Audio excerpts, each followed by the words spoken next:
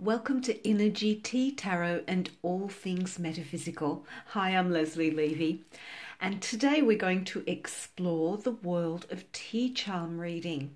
Yes, I'm a tea card and tea charm reader as well as tarot card reader, and I learned how to read tea charms and tea cards from a wonderful lady in Melbourne who's been reading for years and years, has a lot of experience and has online courses. So if this is something you might be interested in, she actually runs them online, as I said, and you can access them from anywhere in the world.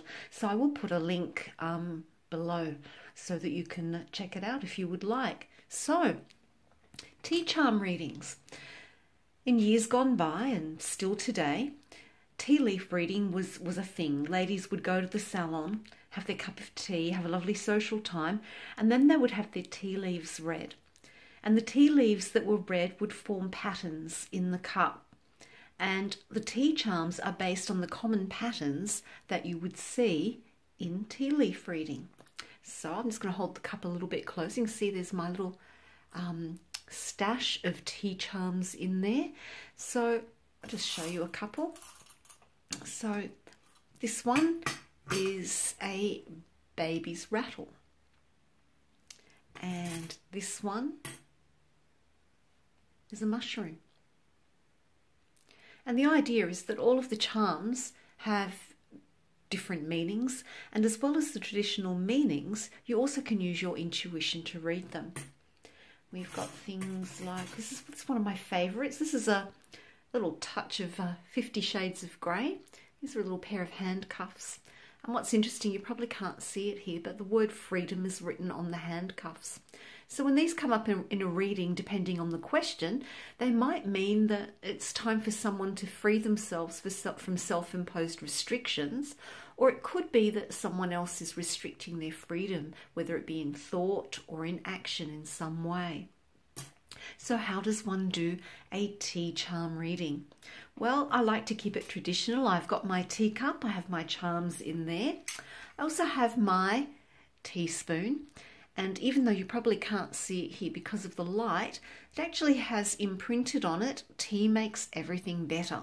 And as a lover of drinking tea, I can vouch for that. So when someone comes to me for a reading, they will ask their question, and I will ask them while they're thinking about their question, just to stir the tea, stir the charms. And once they've stirred the charms, I ask them to pop it down, and then they're going to dip in, which I'll do it with this hand so you can see. They're going to dip in, and they're going to take like a little pinch of charms, and then they're going to throw it over the area of life that matches their question. So, for example, if the question's about romance or partnerships, we would throw them in there. And then when they landed in there, we would read them. So here we've got butterfly. Butterflies are about transformation and renewal. Oh, we've got the mushroom again. So mushroom can be that which is hidden. It can be some things that are maybe toxic. And then we've got the pearl in the clam. So this is like hidden treasure. This is the pearls of wisdom within. So in a romance question, we would read those charms in relation to the question. So that just gives you an idea. This reading mat, somebody commented it on my last video. I do use it as a tarot mat, but it has actually been created specifically for tea card charm readings.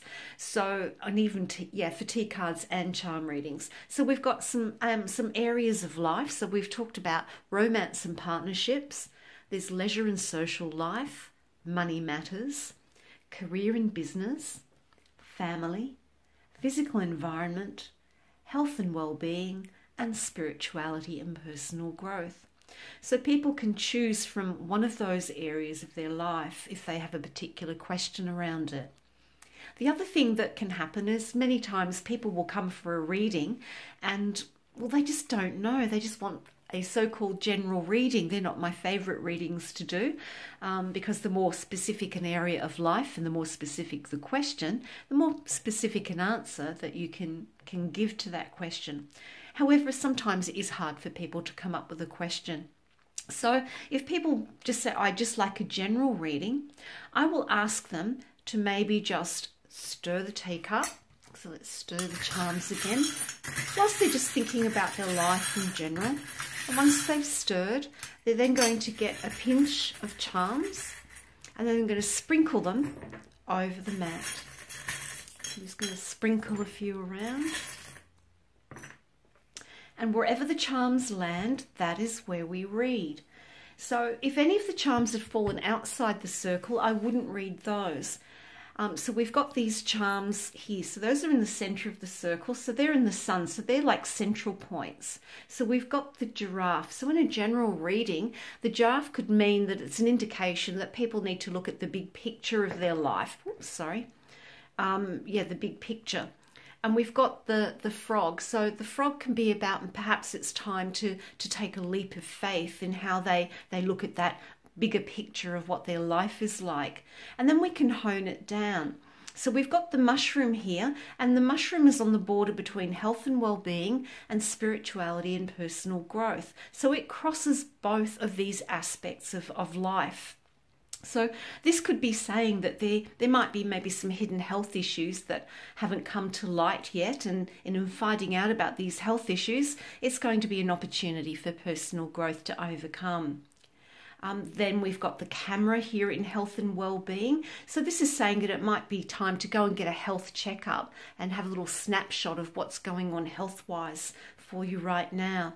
We also have the shooting star. So the shooting star here is telling me that not to worry too much. The star is shining bright, and it's going to be over and done with quickly. Then if we come down here to the physical environment, so the physical environment can be your home, your garden, your workspace. So depending on what happens here, we've got the broom sitting in the physical environment. And so the broom's saying maybe it's time to have a little bit of a clean out, a little spring clean or a little declutter. We also have the dog, and the dog can represent loyalty and companionship. And so the dog is sort of half in the physical environment and half in the big picture of life. So this is saying to me along the lines of, you know, what's happening in regard to loyalty and friendship and companionship in your life. Is it that you're going out to see people more, going outside into the sun? Or is it more that you're ready for people to come more into your environment? Nothing in family, so we go around to career and business. And here we've got a unicorn. So in terms of career and business, the unicorn can be seen as something magical, something positive. On the more negative side, it can also be seen as being a little bit off with the fairies, a little bit in la la land. So that would be referring to the career. Then we've got here, again, we've got the fairy, and she's on the moon. So again, with the fairy and the unicorn there, that's saying to me that, you know, things are a little bit daydreamy at work, not terribly focused. And, you know, there's going to be a call to action. There's going to be an announcement. This is the bells. So there's going to be a loud announcement. So maybe somebody's going to bring a new opportunity, which is our archway here, a new opportunity that you need to just stop being airy-fairy about and listen and make the most of that opportunity. Then we come into the area of money matters, and we've got the camel here. So the camel is about being in it for the long haul. So I would suggest that this person, whatever they're focused on in terms of money, that they need to keep on working at it, keep their eye on their money. Perhaps because camels store their nutrition in their humps and can go for weeks and weeks without having to stop and drink or eat. This is saying to me that it's time to do a bit of saving. Save your money regularly, and in the long term, you will have the money that you need to do what you need to do. Nothing in leisure and social life, so we come into partner and romance. Now, there's romance. The partnership side isn't just about romantic partnerships. It can be business partnerships. It can be friendships. So any form of partnership as well as romance. So we've got here, this is a sort of like a pyramid, but it actually represents the mountain. So it says in terms of romance and partnerships, there's going to be a few blockages. It's not going to be an easy climb. And we've got the tent here. So it's saying, look, it's just time to just take a little break, have a little bit of a rest from whatever the romance or partnership is, have a little bit of time out, and that over time will remove the block. So you can get an idea of how you can read using the mat for a general reading and using the charms. They're wonderful. People love them. They're quite different to use. I actually combine these with tarot at times or with other oracle cards. I find that they're a good introduction when people don't have a question to ask, because they can use this to maybe define an area of their life that they want to know more about.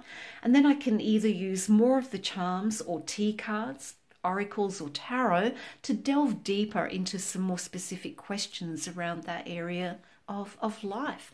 So there you have it, a little bit about tea charms.